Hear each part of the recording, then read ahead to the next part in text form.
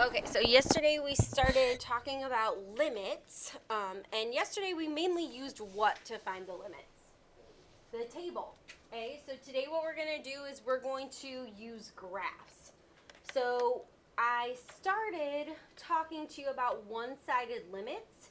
So just very basically, the one-sided limits are functions that approach different numbers from different sides. Okay, so they approach different numbers from different sides of the graph. Okay, so that'll be something that's important. We are going to observe this behavior with the piecewise function below. So let's see if we remember how to graph a piecewise function. How many of you are pretty confident that you can graph that correctly? Okay, good. I am going to run through with you real quick how to graph a piecewise, show you how I do that. The first thing I do is I look at the function and I determine what kind of function it is.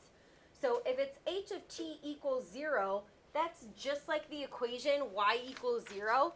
If you were graphing y equals 0, do you guys know what that would look like? Yeah, it'd be a horizontal line, right? Okay, and it would be at, it would be a 0. That's right, it is the x-axis, okay? So this would be the whole line. So what I do is I just draw this to remind me that it is just going to be a horizontal line. Well, and this is going to be a horizontal line at 1. Now, with piecewise functions, the functions themselves are never going to overlap. The most that they would meet would be at one point. And then do you guys remember you had like open circles and closed circles? Okay, so for this one, Lauren, is this going to be an open circle or a closed circle? Open. I put that for open circle, but sometimes it looks like just a 0, so I'm going to put open circle next to it. And Taryn, for this one, it's going to be a closed circle. Can you tell me why?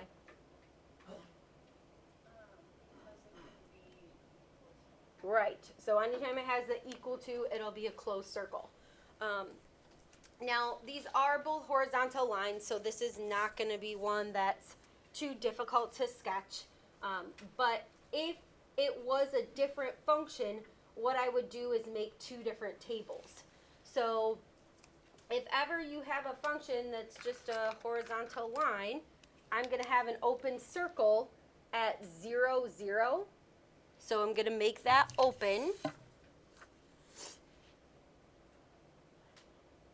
And then because it's less than 0, it's going to be going to the left.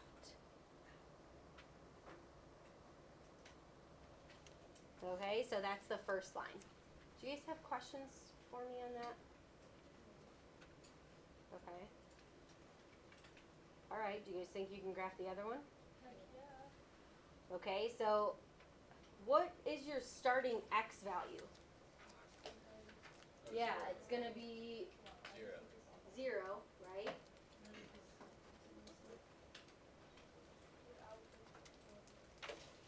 Right, so if you plug in 0, you're going to get 1.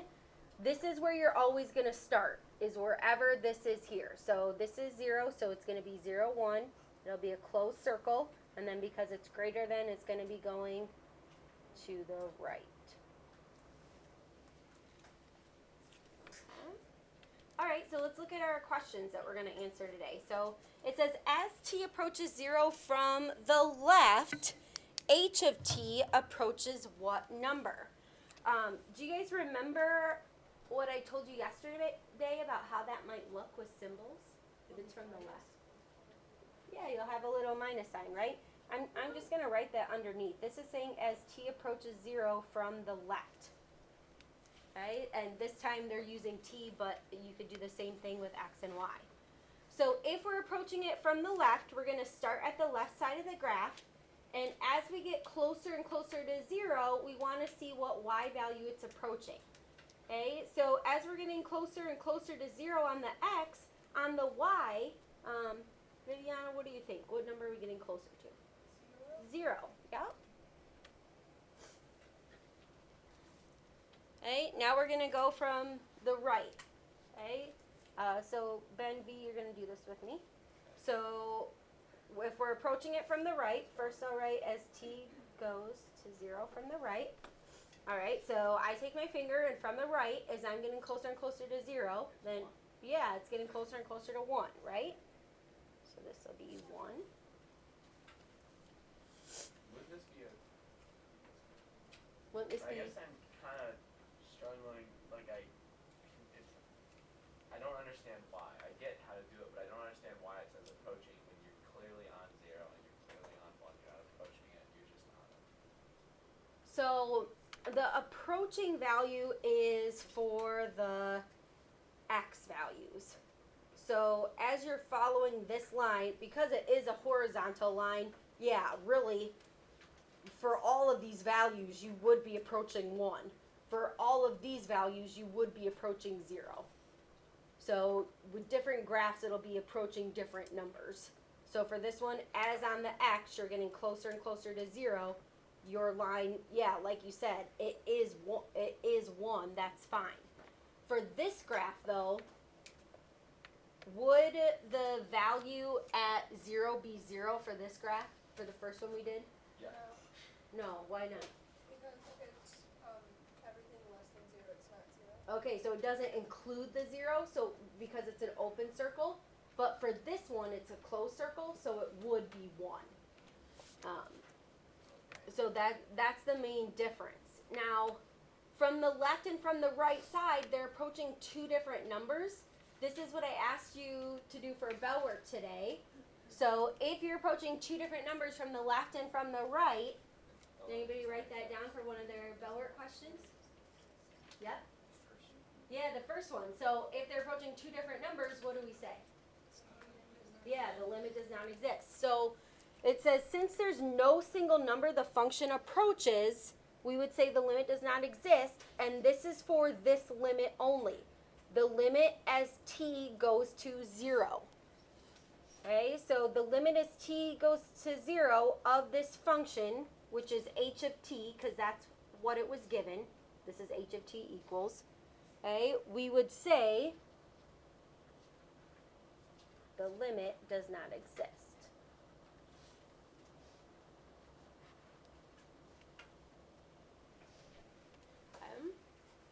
So if it's approaching 2 different values from the left and the right, the limit does not exist for that value. But we can see that we do have one-sided limits. So you can write out one-sided limits. Let's look and see what those are. So let's say I want to find the limit as t goes to 0 from the left.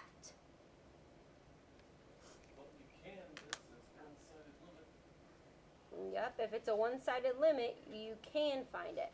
So if it's from the left, just like we did for the first step, that's going to be 0. Okay, and again, we're just going to write out what this notation means. Okay, so this means that it approaches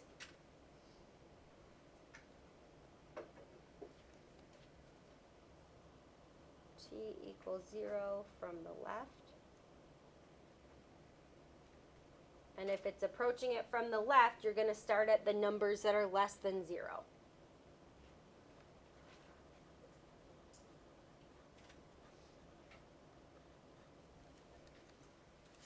Okay, so based on that information, do you guys think that you could write the right-sided limit?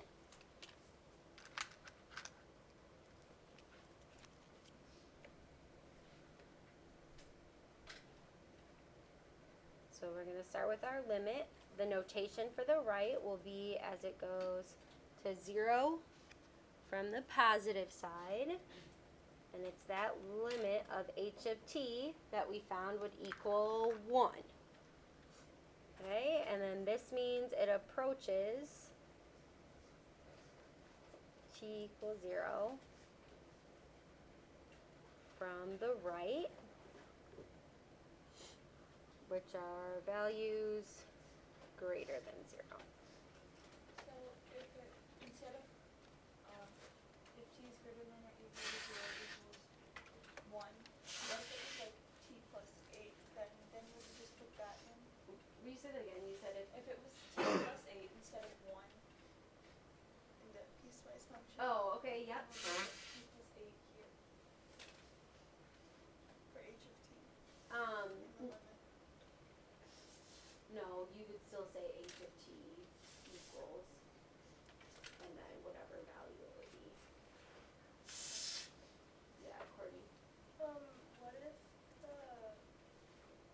right, like, they didn't have the same number, like, they both had to stay both on 0 in the equation? Yeah, so if it is, it would be two different questions. So yeah, so notice that for this one, we are looking at it as it approaches 0. If you said that it approached a different number, and we'll talk about this. Let's say instead that, we'll say what happens as it gets closer and closer to t equals 3. Okay, so this is the value of t equals 3. From the left and from the right side, see how they both are approaching the same number? So for this one, the limit would exist. And we'll talk about that some more as well. Okay, so for example 1, we're going to do the same thing with a graph again, except the graph of your function is given. And we're going to use the graph to state the values, if they exist, of the one-sided limits. Okay, and these are the one-sided limits that you are given. So the limit, this x goes to 1 with the negative. Grant, what does that mean? X goes to 1 with that little negative. That means it's approaching 1 from the left. Good, okay, so this means you're approaching 1 from the left side. So if there's the plus, that means you're going to be approaching from the, what, everybody? From the right side. Okay, then we're going to evaluate the two-sided limit. So if it's a two-sided limit, you are not going to see any plus or minus, and you'll have to make sure that it goes to the same place from the right and from the left. Okay, so here are going to be the things that we're finding.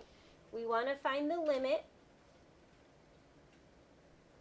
as x approaches 1 from the left side of our function g of x, which is what's graphed. Then we're going to find the limit as x approaches 1 from the right side of g of x.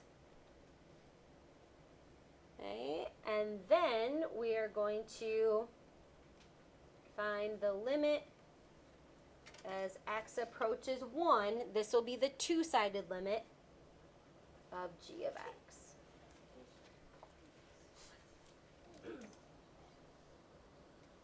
Okay, so these are the one-sided limits.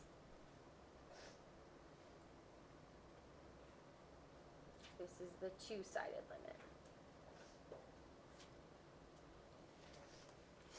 Okay, so for the one-sided, the first thing you want to do is find out where your 1 value is, and then we are going to approach it from the left side, so numbers that are smaller than 1. Okay, so here's where I'm looking on this line here. And I'm going to be looking at it from the left. And I'm actually going to put a straight edge there to help you kind of focus in. Okay, so if I'm approaching this from the left, the only part of the line that I see right now is this part of the line. Okay, so as I'm approaching the number 1 from the left side, it's getting closer and closer. Hugh, what value is this getting closer and closer to? 5. It's getting closer and closer to 5, right? So our limit, as it approaches 1 from the left, is going to be 5.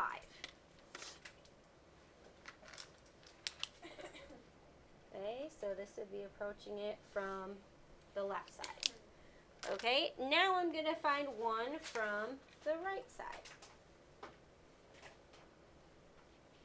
Okay, so as I'm approaching this from the right side, it looks like it's getting closer and closer to what value?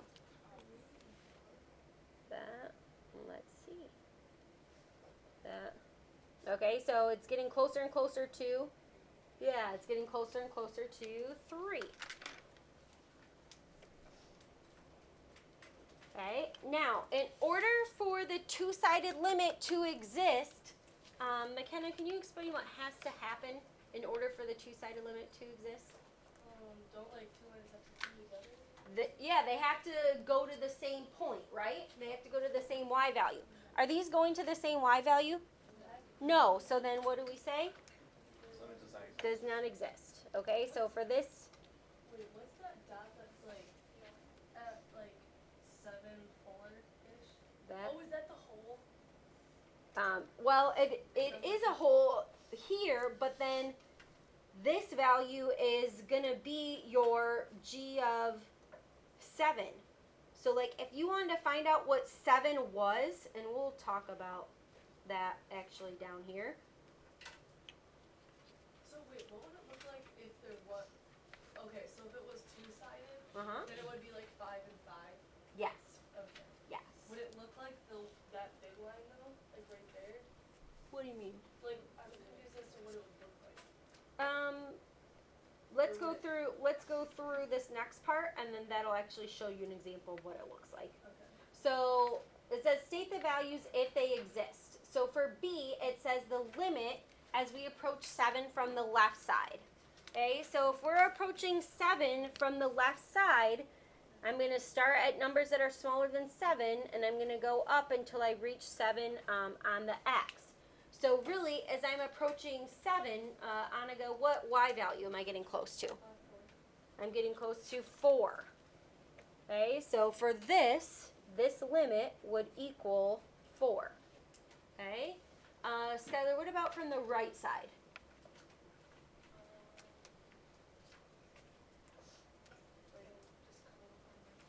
Wait, just clarifying right there. It's still approaching 4. Yeah, it's still approaching 4, right? So as I'm coming here from the right side, it's still going to approach 4. Okay. Now, this is the double-sided limit, the last one. So if from the right and from the left, see how they're both going towards the same value? Okay, so the limit, the two-sided limit, is going to be 4. Now the little note is going to be what you were just asking me about this dot here.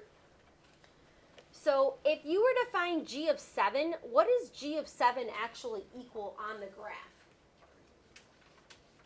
G of 7 actually equals 3, because see how this is an open circle?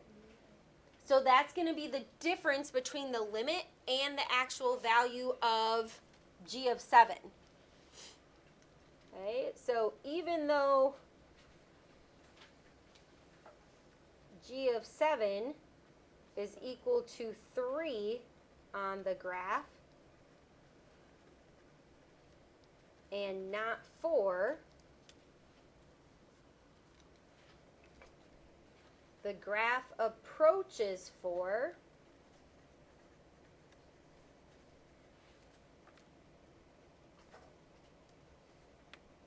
from the left and the right,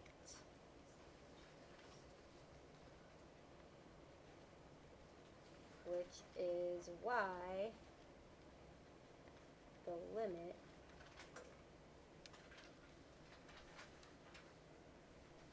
at x equals 7, I'm going to say as x approaches 7 is 4. Okay, so the final value, the actual value, and the value of the limit can be two different things. So if you were finding g of 7 really is 3 here, okay? But if you're finding the limit as it approaches 7, then you're going to have your limit be 4. All right. Other questions for me? All right, let's flip it over. So example 2, graph the piecewise defined function and use your graph to find the values of the limits if they exist. Okay, so you guys probably need a piecewise refresher, right? No, so you're good? Okay, if you're good, you can go ahead and graph this, but you do need to label your graph. Okay, so this is x plus 8. Kira, x plus 8 is what type of function? Yep, it's a linear function. So because this is linear, I actually will draw a little picture about what it should look like. Because the slope is positive, it should be going up from left to right. So I'll just draw a little picture there. And because this is not just a horizontal line, I'm actually going to make a little table. For 2x squared, Courtney, what kind of function is that, the 2x squared? Good. So if it's quadratic, can you guys tell me what it's going to look like? Good, a parabola.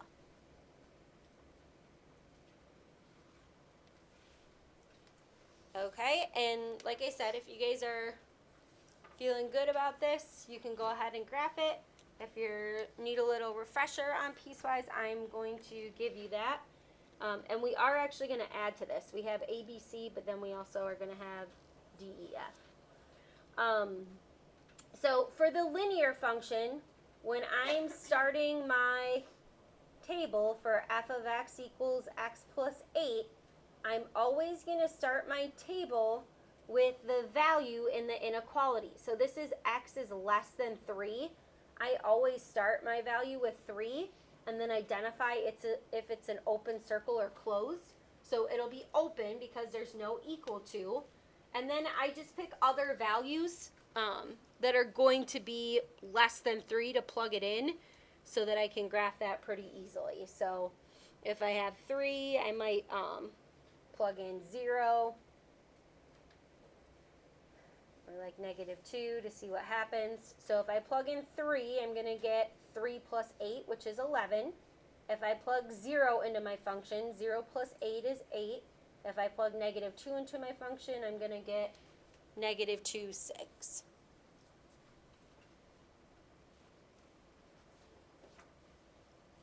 Okay, and I will graph that in just a minute.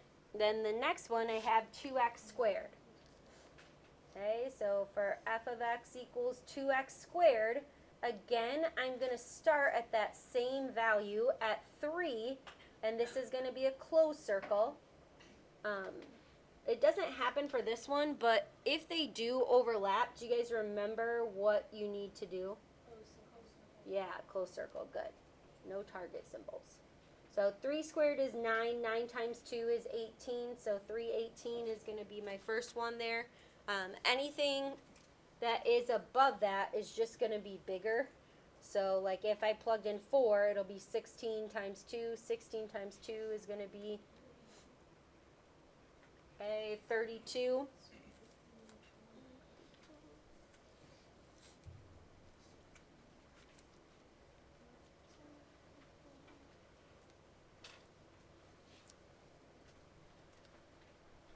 Alright, so then we're going to make our graph.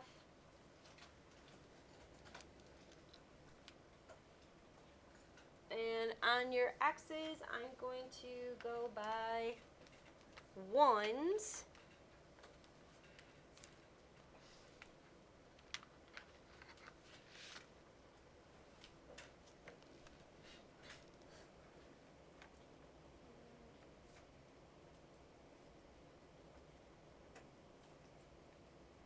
So 1, 2, 3, 4, 5.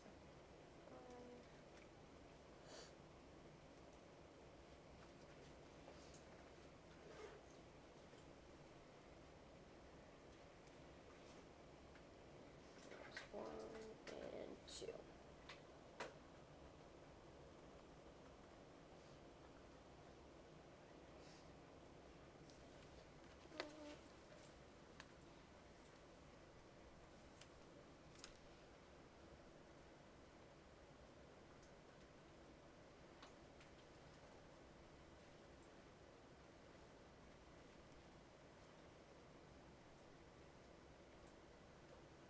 Right, and here I'm just going to go by 5, so 5, 10, 15, 20, 25, 30, really here would be 35 if I wanted to extend that.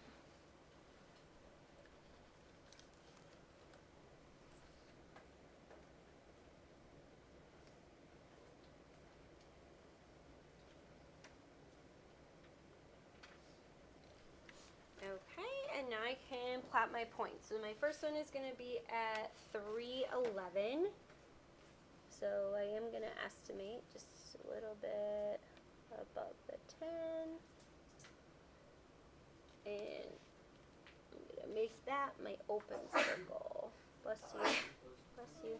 And then I have 0, 8.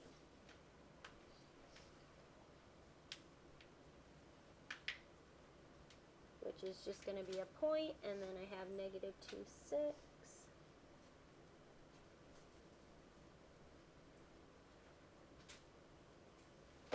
And then I'm going to use my straight edge to connect those.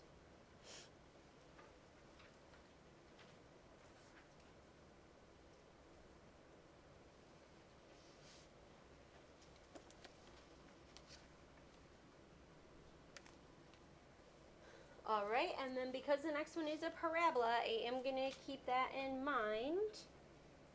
So I'm at 318, which will be close to the 20. And then at 4, I'm at 32.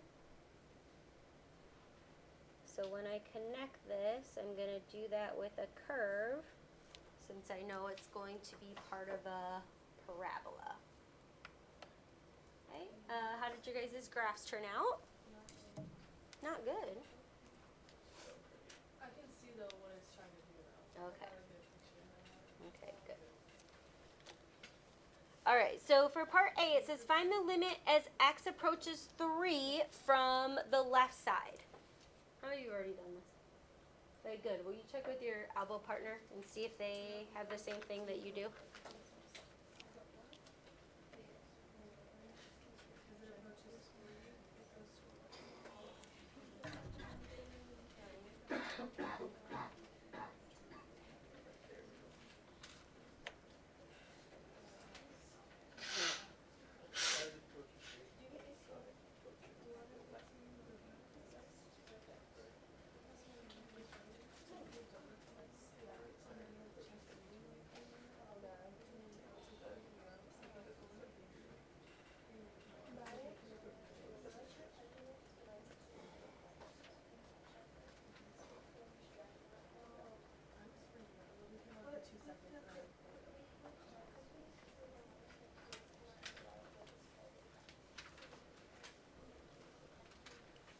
Okay, let's see how we did.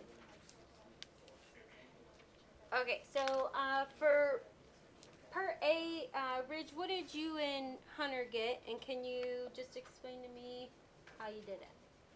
For the A, Yep. I got 11. Good. B, I got 18. Well, C, just this one. So for this one, you got 11. And so how did you think about this one? I did 3 plus 8, and I got 11. So when you guys are doing this, are you following it on your graph? Like to see what happens as it gets closer and closer? Okay. And then yeah, so the 3 plus the 11 is going to be approaching 11. Your limit and the positive side, Ridge, go ahead and tell me what you said you got again. It's 18. Yep. Okay, which we see is from this line here, so it's approaching 18. So, Hunter, the limit as x goes to 3 is what? It doesn't exist because they're not equal. Exactly. So the limit does not exist. Now, if you were finding f of 3, what does f of 3 equal? Just f of 3, not the limit. Yeah. 18. Oh, 18. F of 3 is 18 because that's where your Closed circle. closed circle is. Yep. Okay, so then let's do D. So we're going to do the limit as x approaches 0. Okay, so the limit as x approaches 0. Now, if you don't have a plus or a minus, what has to happen in order for it to exist?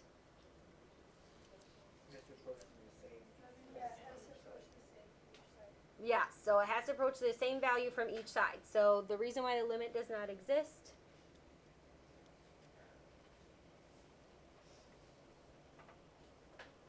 as x approaches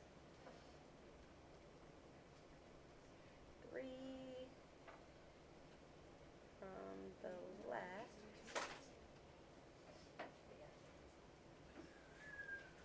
it's a different value than when x approaches from the right.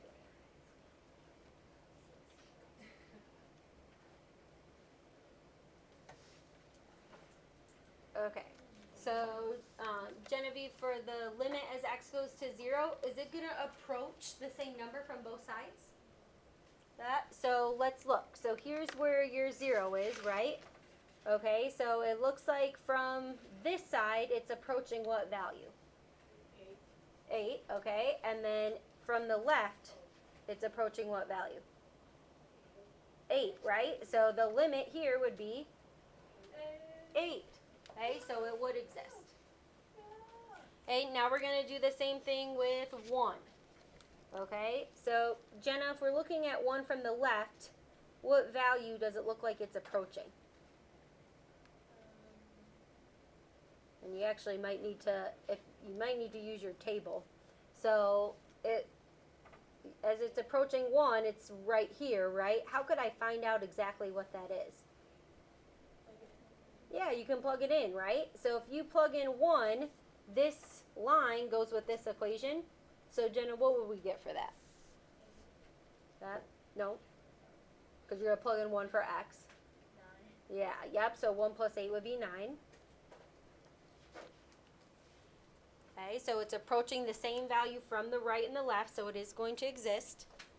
And then the last one is 4.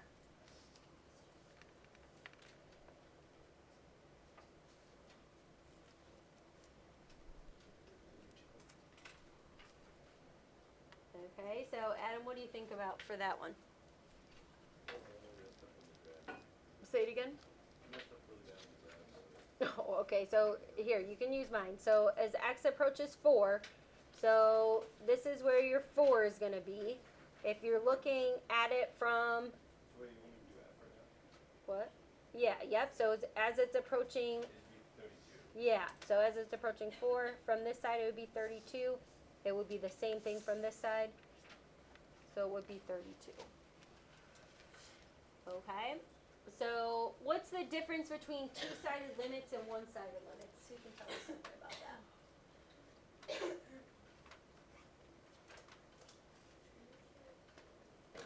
Yeah, what's a two-sided limit? Okay, yeah, so if a two-sided limit exists, it'll approach the same number from the left and the right side.